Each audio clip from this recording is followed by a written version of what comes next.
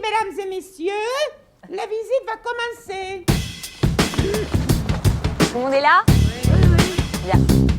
La voûte est, paraît-il, un chef-d'œuvre d'architecture. La favorite avait un secret que je vais vous révéler. Les architectes se demandent comment elle peut tenir. Non, monsieur, excusez-moi, monsieur. Tout le monde a remarqué que vous étiez très cultivé, mais en l'occurrence, c'est moi qui mène cette visite. Émotion Médiation, épisode 3. Faisons une place pour l'imaginaire dans nos médiations. En 1930, la colline de Fourvière s'est effondrée et le glissement de terrain a tué plusieurs dizaines de personnes, dont plusieurs pompiers.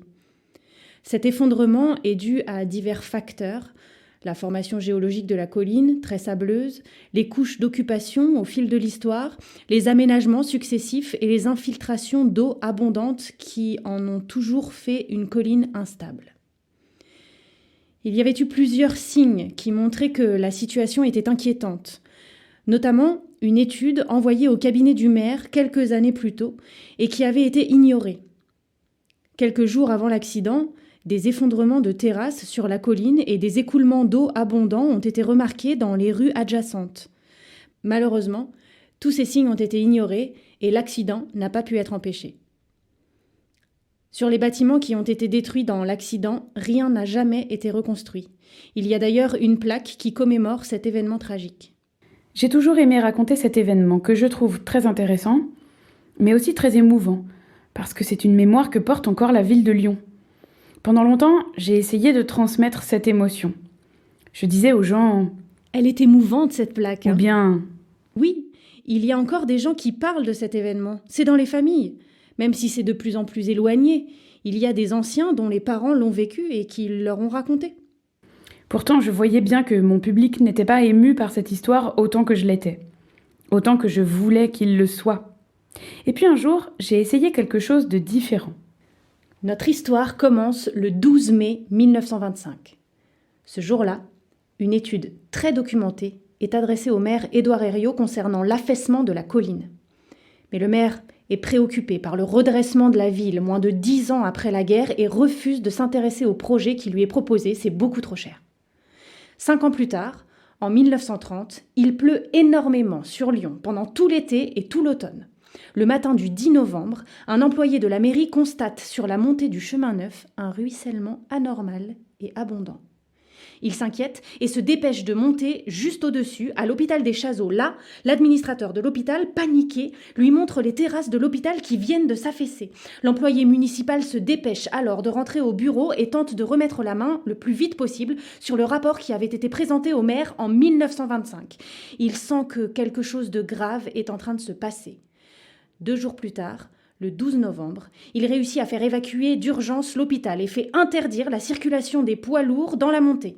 Malgré les signes, il semble être le seul à s'inquiéter. Autour de lui, l'indifférence est la plus totale. Dans la nuit du 12 au 13 novembre, vers 1h du matin, les habitants du quartier Saint-Jean entendent un bruit violent. Et ce sont plusieurs immeubles qui s'effondrent sous le glissement de terrain. On sonne la sirène, le tocsin et les habitants du quartier accourent malgré la nuit et le froid pour essayer de chercher les survivants dans les décombres. 1 heure après le premier glissement de terrain, un deuxième a lieu. Et des bâtiments qui tenaient encore fragilement debout s'effondrent à leur tour, ensevelissant les voisins venus à l'aide. Le temps de faire venir de nouveaux pompiers, et c'est un 3e éboulement qui survient. 40 morts seront à déplorer, dont 19 pompiers. Et rien ne sera jamais reconstruit sur ce funeste lieu.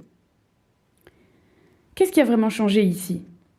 J'ai commencé par raconter l'histoire dans l'ordre chronologique, pour ménager le suspense. Les antécédents, pour commencer, la pluie forte en cet été 1930, l'écoulement anormal remarqué, l'effondrement des terrasses. Ensuite, le détail de la nuit de l'éboulement heure par heure, pour ajouter encore plus d'attente et de suspense. L'auditoire sait bien qu'il va se passer quelque chose. C'est une convention de narration. Mais j'ai surtout changé quelque chose qui a complètement transformé l'écoute du public. J'ai ajouté à cette histoire vraie un personnage totalement fictif, qui faisait le lien entre tous ces événements. Un personnage qui faisait toutes ces découvertes, une à une, qui paniquait, qui prenait des décisions hâtives pour essayer de retarder la catastrophe, mais qui échouait puisque la catastrophe aurait lieu de toute façon. Ce personnage, c'est le vecteur des émotions que je veux transmettre à mon public. Il n'a pas de nom. C'est un employé de la mairie qui a une vague connaissance du dossier. Il sait que des rapports sur l'instabilité de la colline ont été écrits, mais sans plus. C'est lui qui observe les premiers événements qui annoncent la catastrophe. L'écoulement anormal dans la montée du chemin neuf et la rencontre avec le directeur de l'hôpital qui lui annonce que les terrasses viennent de s'effondrer. Il rentre à la mairie le plus vite possible. Il fait tout ce qui est en son pouvoir pour tenter de résoudre ce problème avant la catastrophe. Cette façon de raconter a radicalement changé l'écoute de mes visiteuses et mes visiteurs. Je vois qu'ils vivent avec ce personnage principal la panique, la peur, la fébrilité.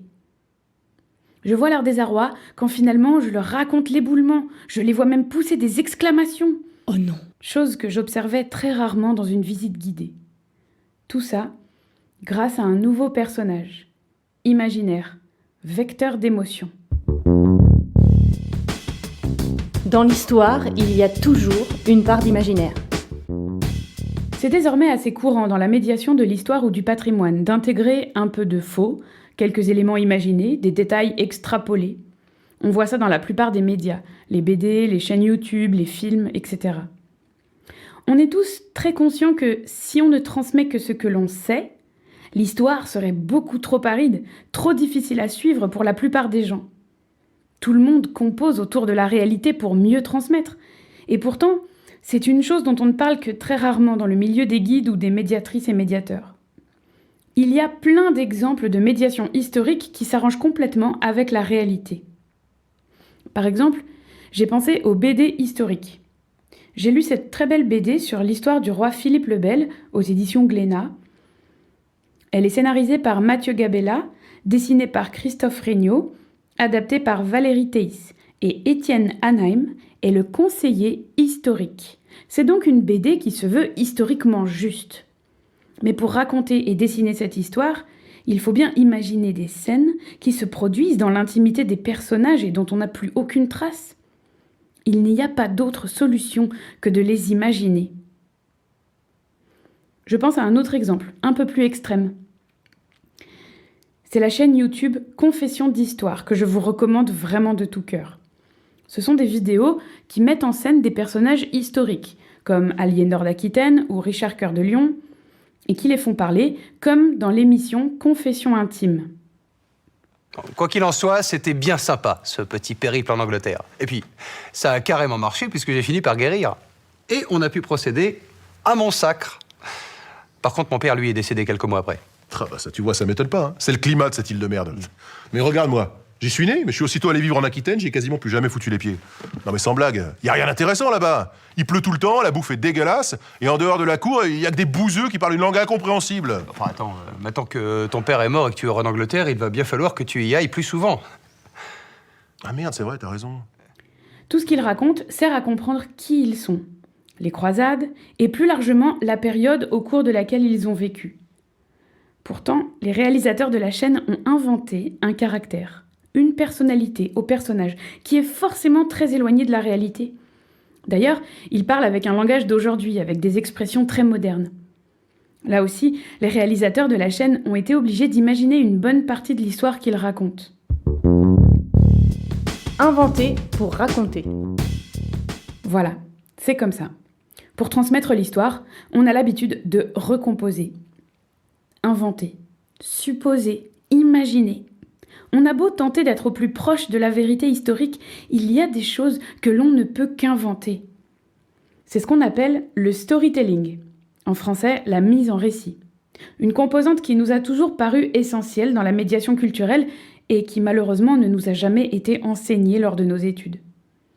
Si la réflexion sur la place de l'imaginaire était menée, si on se posait seulement la question, alors chacune et chacun pourrait choisir comment il ou elle souhaite se positionner avec l'imaginaire. Parce que nous sommes toutes et tous conscients que nous ne pouvons pas nous cantonner à la vérité historique. Quand bien même on oserait prétendre connaître la vérité historique. Nous avons besoin de nous positionner. Chez Cybèle, on appelle ça le curseur du vrai-faux. Le curseur du vrai-faux. Quand on écrit des visites, pour nous ou pour d'autres, on doit d'abord placer ce curseur. Ça va du documentaire à la fiction pure, en passant par le docu-fiction ou la fiction inspirée de faits réels. À partir de là, tout est possible. Une simple personnalisation d'une histoire, comme celle de l'éboulement de Fourvière, qui reste très centrée sur des faits historiques, ou bien l'invention complète d'une intrigue de personnages pour transmettre un autre contenu historique. C'est cette dernière version que nous avons choisie pour nos visites Comté de Lyon. Nos personnages principaux et les aventures qu'ils vivent sont complètement inventés.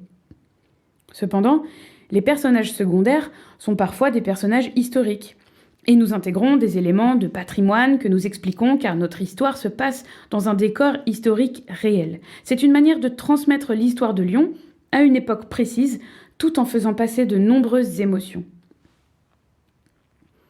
Et dans nos visites théâtralisées, nous incarnons parfois des personnages fictifs, qui racontent leur vie quotidienne, et parfois des personnages historiques.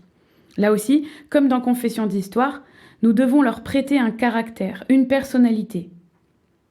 Par exemple, Lucius Munatius Plancus, fondateur de la ville de Lyon au 1er siècle avant Jésus-Christ. Bref, je m'installe et je fonde la ville Colonia Copia Felix Munatia Lugdunum. Ça en jette, hein. Copia, ça veut dire l'abondance, et Félix, la fortune. Ça, c'est mon côté public relation. Et Munatia, c'est moi. Bon, après, tout le monde a oublié le vrai nom complet pour juste dire Lugdunum. Lugdunum, c'est la colline du dieu Lug, un dieu gaulois. C'est typique, hein. Mais après, il y a un truc dégueulasse qui se passe.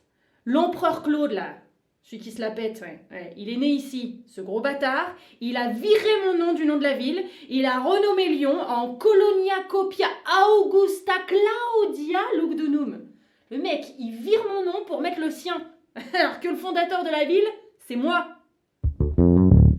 Une chose, cependant, nous tient à cœur lors de ces visites comptées et théâtralisées où la place laissée à l'imaginaire est très grande. Nous prenons toujours, en fin de visite, le temps de rétablir la vérité, de démêler le vrai du faux et de donner nos sources. En résumé, dans cet épisode, on a vu comment l'imaginaire pouvait révolutionner notre manière de raconter et l'écoute de notre public. On a vu aussi que, contrairement à ce qu'on pense, dans la médiation, on invente toujours un peu. Personne ne peut prétendre ne transmettre que la plus pure vérité historique. Alors on vous propose d'assumer et de faire en sorte d'intégrer consciemment un peu d'imaginaire dans toutes vos médiations. Pour ça, il vous faudra définir votre curseur, votre ligne rouge, et surtout, ne pas oublier de démêler le vrai du faux à la fin pour ne pas tromper votre public. C'est ici que se termine la visite. Je rappelle que la visite est gratuite, mais qu'il est d'usage de mettre quelque chose dans trompe-la-pluie à cet effet. C'est fini. Ce podcast vous a été proposé par les Visites Cybèle. Nous concevons et menons des visites comptées et théâtralisées à Lyon. Nous proposons aussi des formations pour partager notre méthode et nous accompagnons les structures qui souhaitent créer des visites insolites. pour plus d'informations, rendez-vous sur notre site internet. Vous trouverez le lien en description de cet épisode. N'hésitez pas à parler de ce podcast à vos collègues, à vous abonner si ce n'est pas déjà fait, et à nous écrire pour nous dire ce que vous en avez pensé. On sera très heureuse de vous lire. À bientôt!